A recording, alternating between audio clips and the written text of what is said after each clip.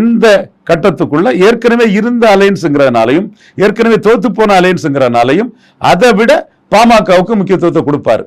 நாம இதுல தேமுதிக எதிர்ப்போட்டு இல்லைங்கிறது நமக்கு தெரியும். பட் எடப்பாடி என்ன செய்வாருன்னு சொன்னா பாமகவுக்கு தான் அந்த முக்கியத்துவத்தை கொடுப்பாரு. கழிஞ்ச முறையும் முக்கியத்துவத்தை வந்து பாமகவுக்கு தான் கொடுத்தாரு.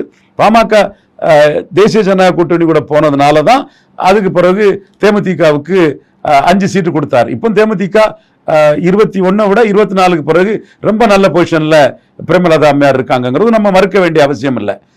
அடுத்துதான் பலம் நிரூபிக்காத விஜய் அவர் வந்து தேடுவாரு.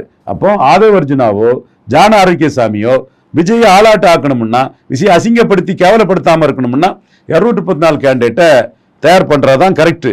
அது விஜய் வந்து ஒரு 600 பேரை அரை மணி நேரம் பார்த்து பேசணும். அந்த 600 பேர்ல 234 கேண்டிடேட் தயார் பண்ணணும். அதுக்கு தயாராகணும் விஜய். அது இல்லைன்னா பலம் நிரூபிக்காத விஜய்க்கெல்லாம் 10 சீட்டுக்கு மேல எடப்பாடி பழனிசாமியை கொடுக்க மாட்டாரு.